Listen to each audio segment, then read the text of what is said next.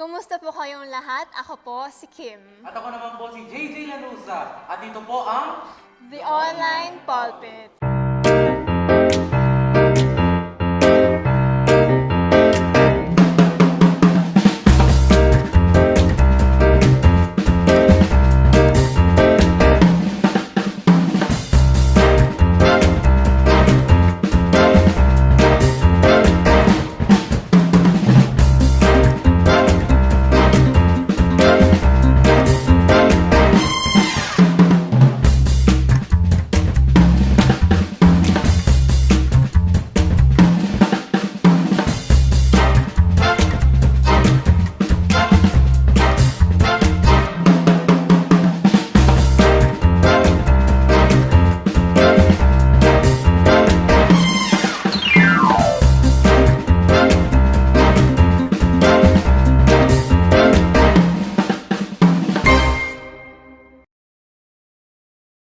Noong nakaraang linggo ay napag-usapan po natin ang patungkol sa kwento ng malalim na pananampalataya, ang pagpapagaling ni Jesus sa bulag. Tama ka dyan, partner. Pagagalingin ka nga ng iyong pananampalataya.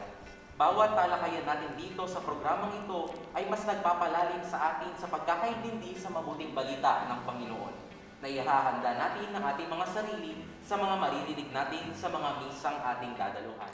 Kaya naman, JJ, ipakilala na natin ang magiging panauhin natin sa oras na ito. Kasama po natin muli ang ating pura paroko dito sa Parish and Minor Basilica of La Purisima Concepcion.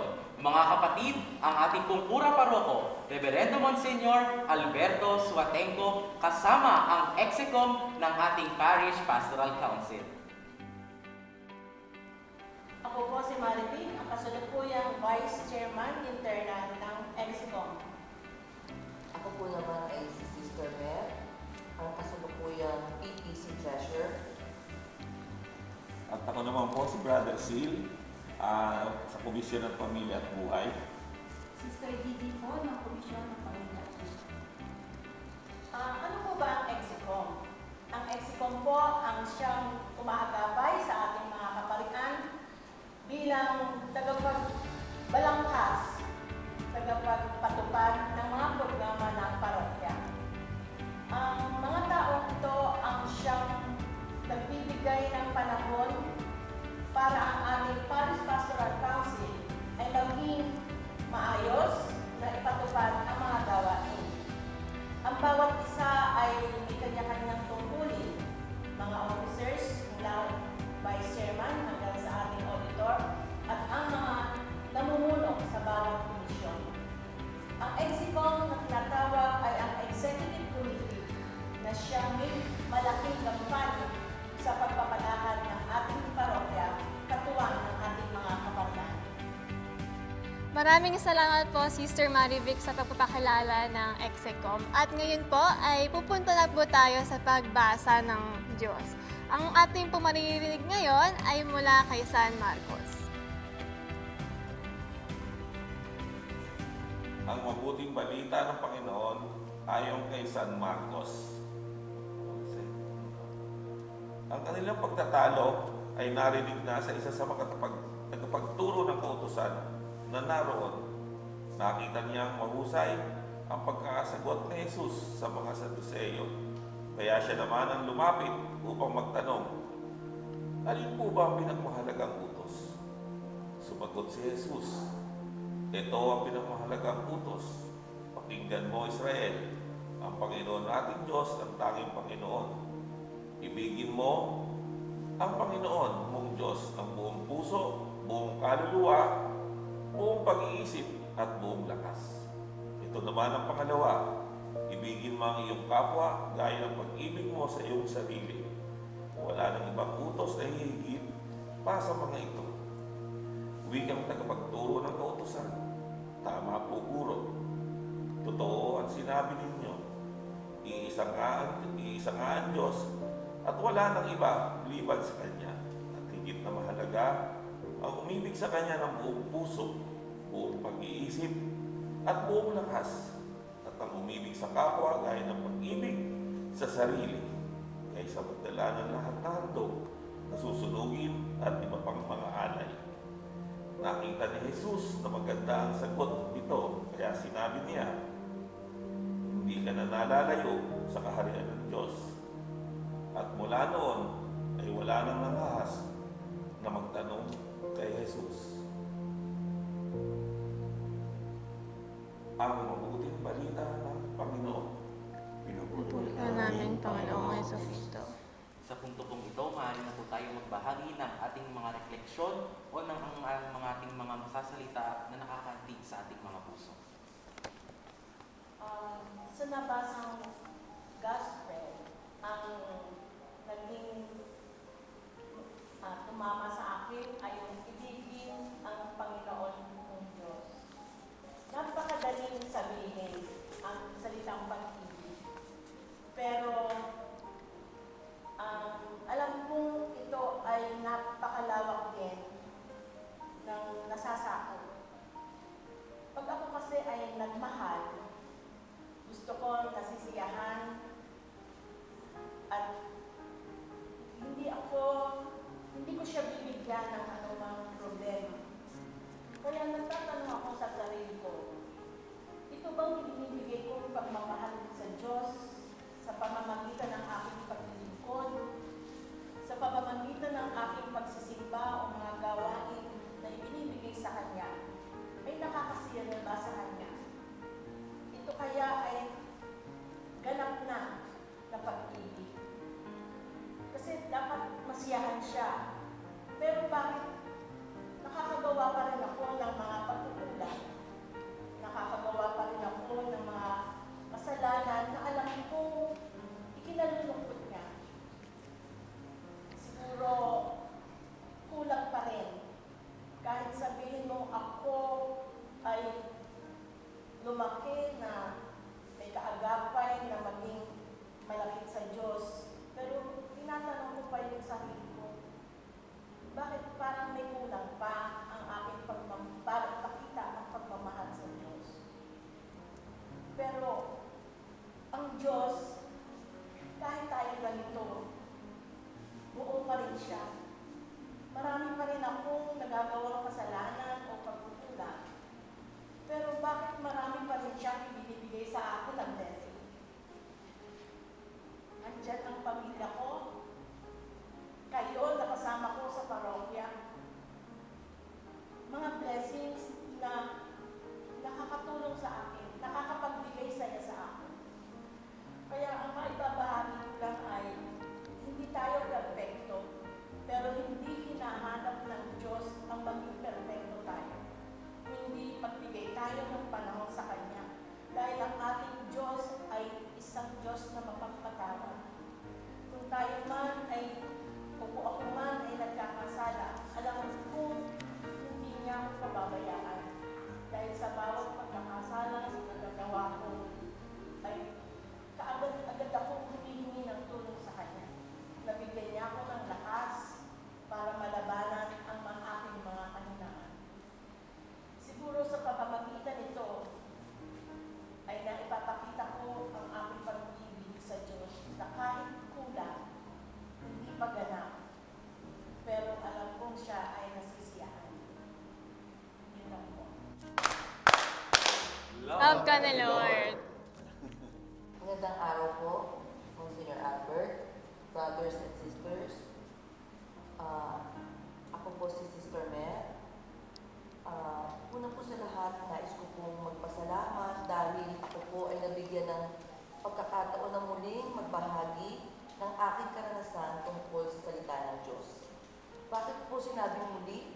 Kasi po, noong nakaraang Agosto, ako po ay isa sa katekista na naanyayahan na magbahagi at magnilay sa salita ng Diyos ayon sa Ebanghelyo ng araw na yun.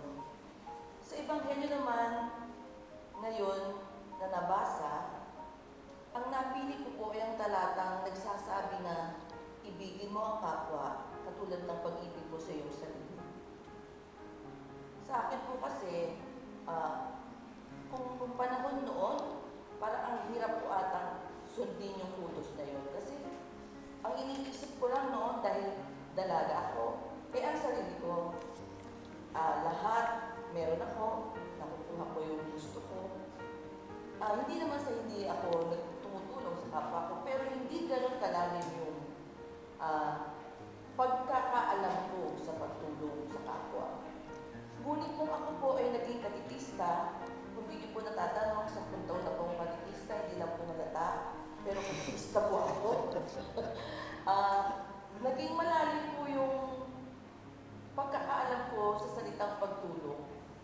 Kanina, nung kagabi nga ako, nagpa-practice ako, nag-iensayo ako. Tumingin ako sa salamin. Sabi ko, ang nakikita ko sa salamin, sarili ko. Pero, asa ng kapwa? Ang kapwa ko pala ay kung ano yung nasa puso.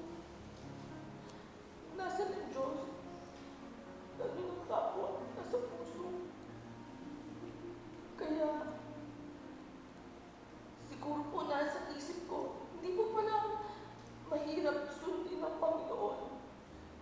Ang utos niya kasi pag may pagmamahal ka sa Diyos, may pagmamahal ka sa kapwa. Pasensya na kayo kasi mababaw crying din ako. Mababaw po talaga yung madali po mas pauwain mo kasi ako.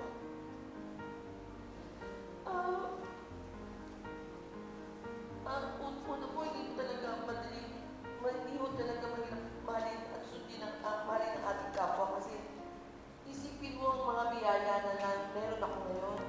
Ang buhay ko, ang buhay na maraming pagkakataon binigay ng Panginoon, ang pamilya ko, ang mga anak ko, ngayon may apo ako.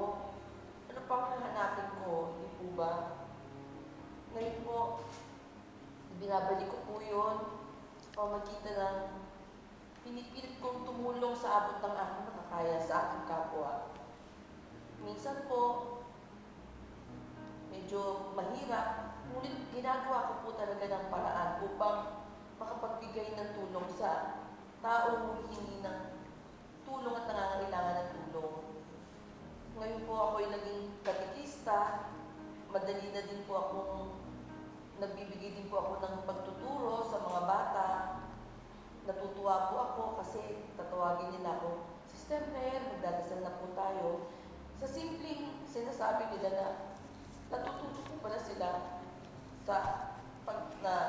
marami po pala sila natututunan sa akin kahit sa simpleng panalangin, maging mabuting kapwa, mabuting tao at mabuting bata.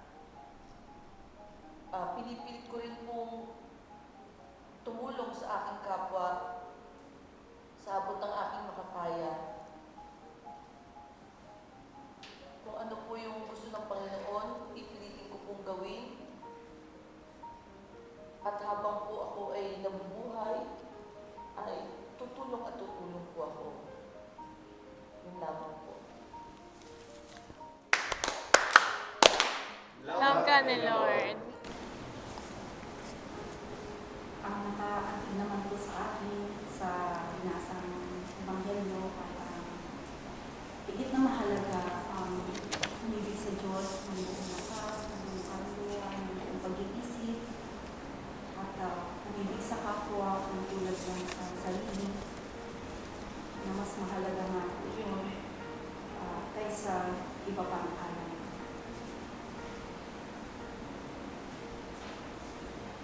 May ilang dekada na din po akong naglilingkod sa ating parokya. At matagal-tagal na rin po na nasa komisyon ng pamilya. Akin po minsan na itatanong sa aking sarili na sapat na po ba ang aking paglilingkod, ang aking pagsisimba ng bibigat, ang aking pagiging mabuting ina, mabuting asawa, mabuting kapatid. Sapat na po ba yun para masabi ko na mahal ko ang Diyos? Sapat na rin po ba yun para aking masabi rin na mahal ko ang aking kapwa? Dahil may mga pagkakataon din naman po na ibabahagi din ang mga biyayang pinagkaloob ng Panginoon.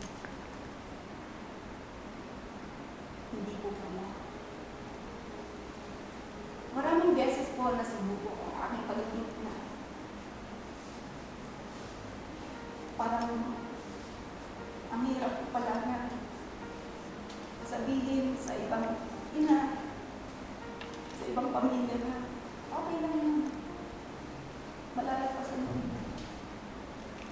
Kumili ko, naranasan at hindi ko nalalapasan.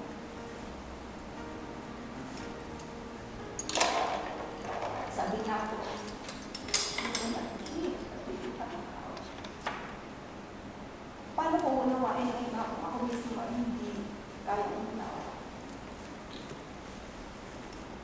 Paano ko sasabihin sa iba na okay lang yan. Kahit ang lawag ko, mahalin natin. Kung hindi ko naranas.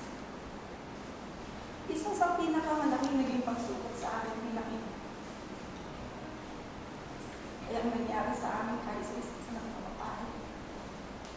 Apat po ang aming anak. 3 lalaki at nag-iisa ang babae. 2 po ay may asawa na. At yung 2 naming anak, kasama namin naglilingkod sa ating parokya.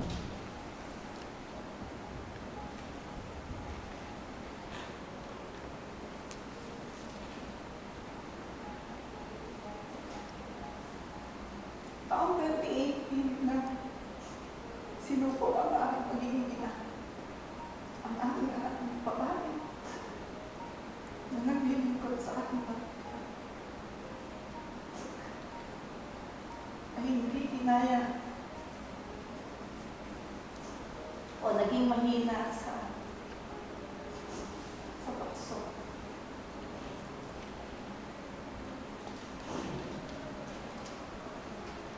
Dinala po namin siya sa ospital niya. Dahil sa matinding pananakit ng kanyang yan. Akala namin kung ano yung kanyang sakit. Akala namin na matindi siyang karamdaman.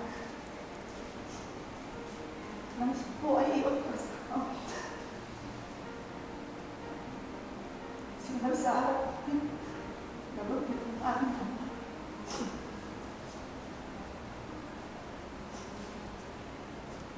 Nagpasay po ako sa pagka. Hindi ko po nagawang mag-gawin.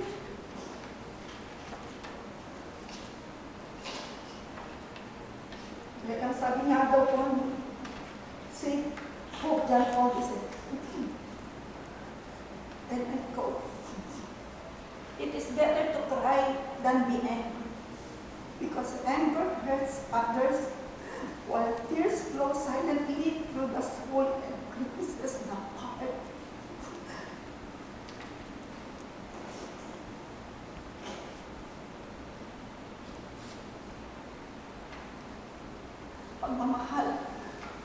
Pagmamahal po ang ating ginawad sa aming anak, sa aming kabataan anak.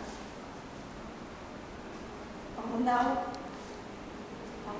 at pagmamahal at maraming pagmamahal ang aming binigay sa aming anak na hindi natayanan ang tukso naging mahina. Salamat sa Diyos sa ibigay ang alam nang mauna ko ay napapagpapal ng Diyos.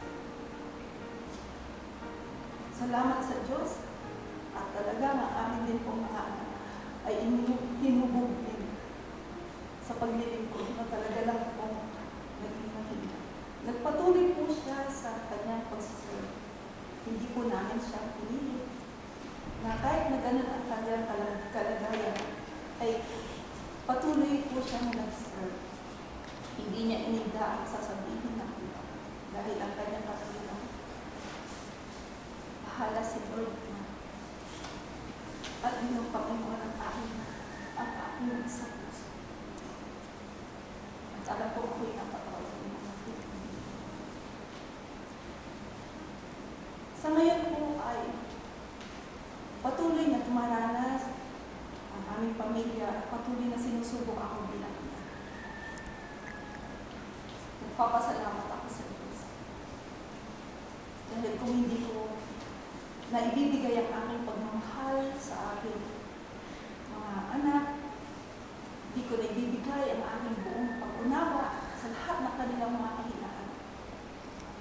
Malamang hindi ko rin maibibigay ang pag-unawa sa iba. Kung hindi ko po dinanas ang mga karanasang iyon sa mga lumalapit po sa akin at humihingi ng tulong kung paano nila malalagpasan ang kanilang problema sa kanilang pamilya, ipalagi ko po hindi ko mababanggit ang masasabi mo. Okay lang po yan. Magiging okay din po sa awa at gawin ng Panginoon. Patagal lang po natin. Hindi ko po yun mababanggit kung ako po mismo ay hindi naging matatag at hindi na ipakita ang pagkakit sa akin. Talaga po napakahirap magmahal ng kapwa. Pero patuloy ko po sinisimulan ang pagmamahal sa aking sarili, sa sarili ko pong pamilya, para akin din pong maibahagi ang pagmamahal at pang-unawa ngayon sa iba, lalo't higit sa mga kabataan tulad ng aking anak. Salamat sa Panginoon sa regalo sa akin, ang aking kabila, napakabait at supportive at responsable asawa at anak.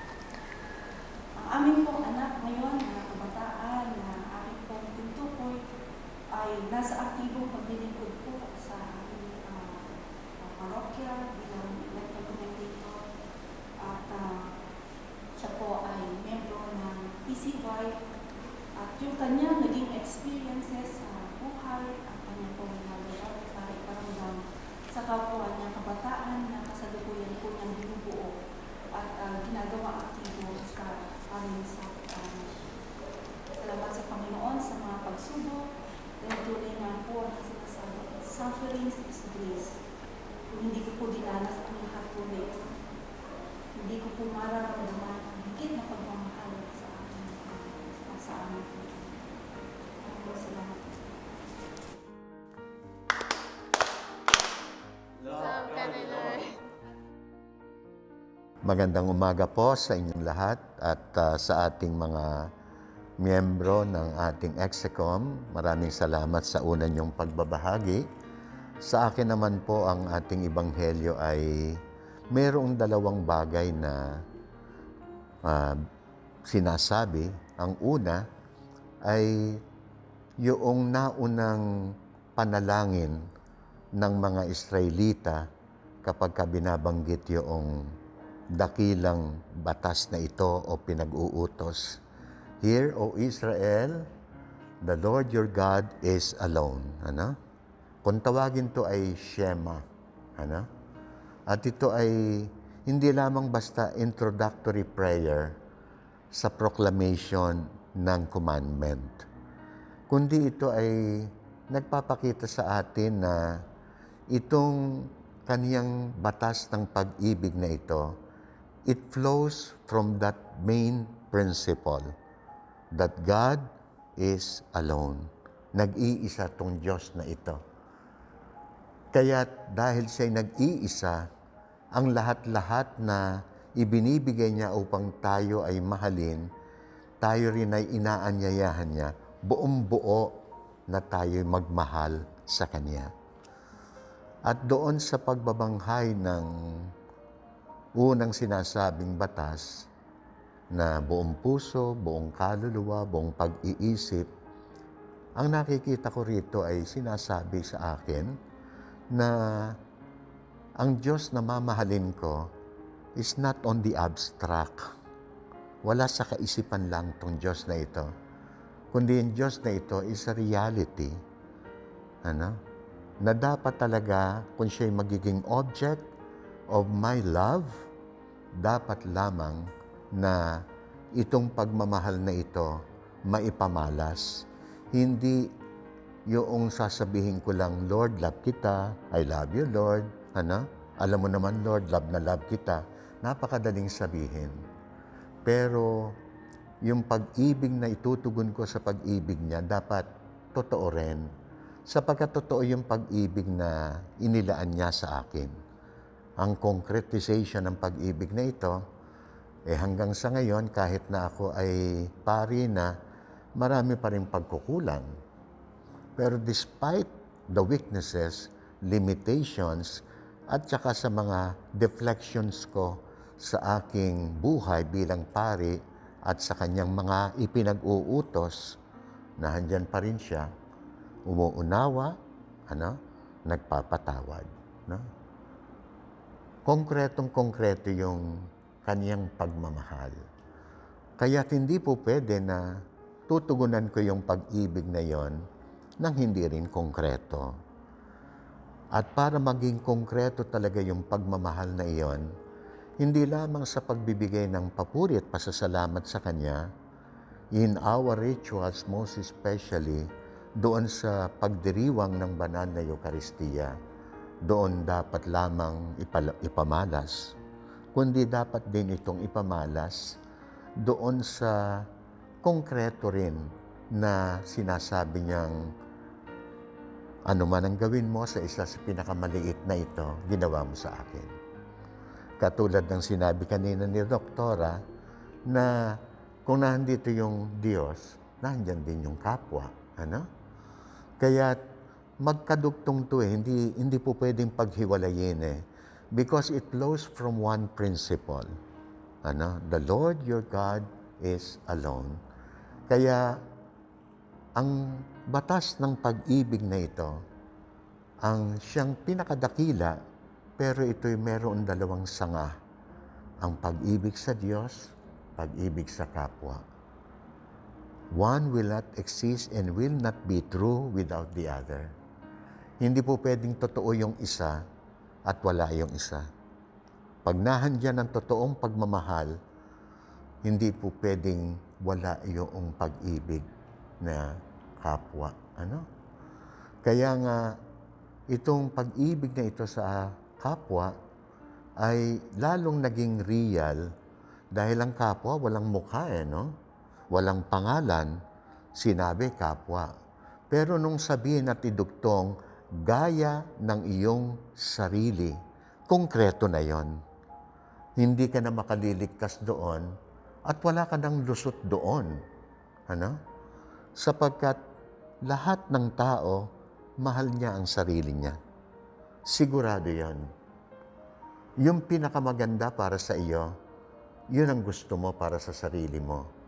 Ang sinasabi ni Lord, kung ganyan ang gusto mo sa sarili mo, ganyan din ang maging gusto mo at laman ng puso mo para sa iba.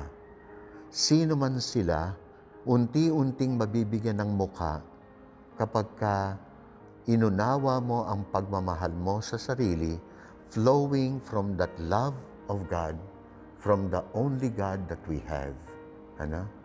Kaya, dito'y talagang makikita na sa buhay ko bilang pari, hindi talaga usapin na mahusay ba ako, matalino ba ako, mahusay ba ako sa management and organization,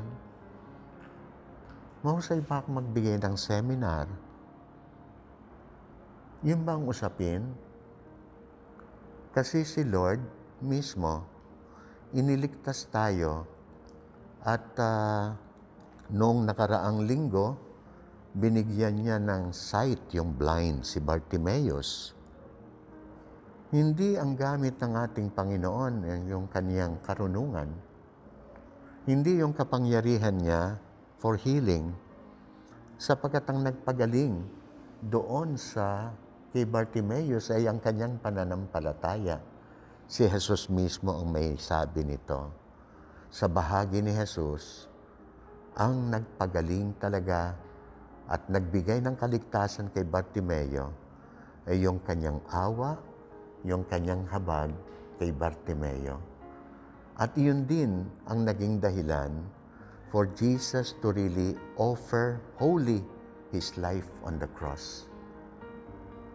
Sa tingin ko, ako bilang pari, ito yung sinasabi niya sa akin sa pamamagitan ng Ebanghelyong ito na ang buong buhay ko ng paglilingkod bilang pari, dapat doon ay makita ano man ang gagawin ko, ano man ang sasabihin ko, it must be done out of love.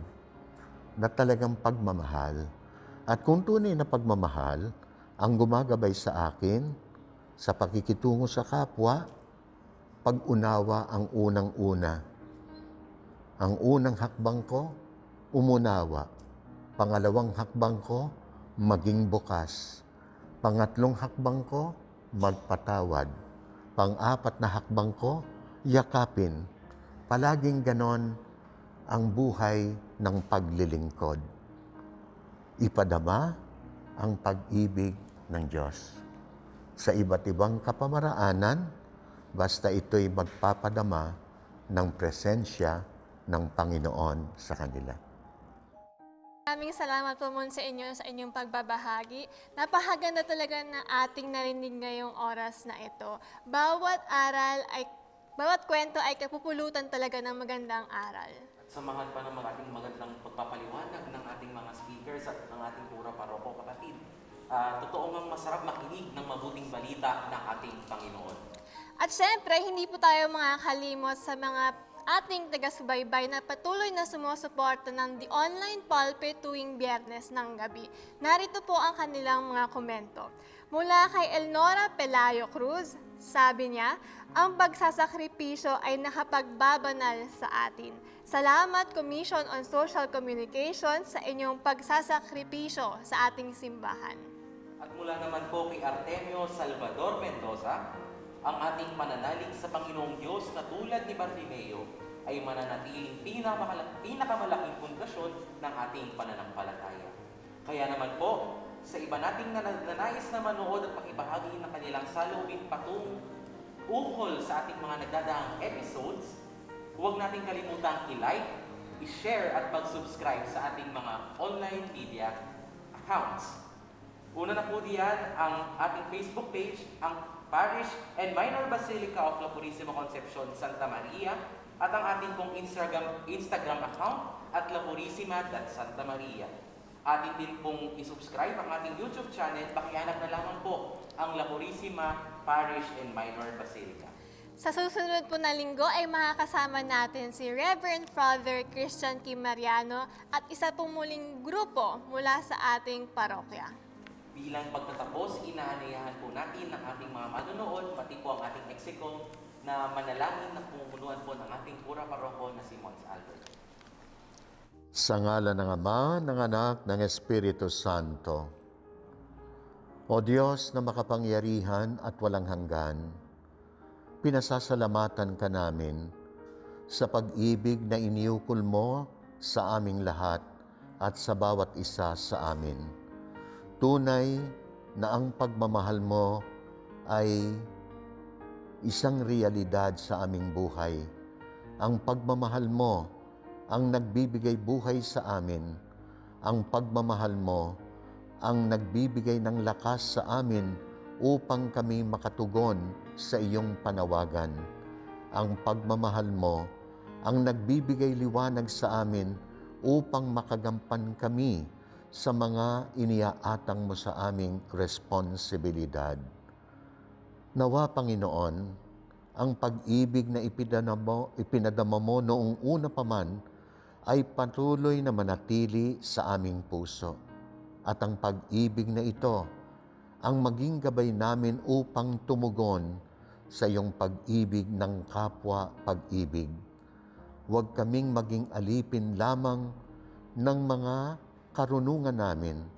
Huwag kaming maging alipin ng mga kagustuhan namin. Maging alipin lamang kami ng pag-ibig mo, Panginoon. At naway sa aming pagtugon ng pagmamahal, makapagbigay puri kami sa iyo, Panginoon, at makatulong kami upang maiangat at mailapit sa iyo ang aming kapwa. Ang lahat ng ito'y samot dalangin namin sa matamis na pangalan ng aming Panginoong Hesukristo. Amen.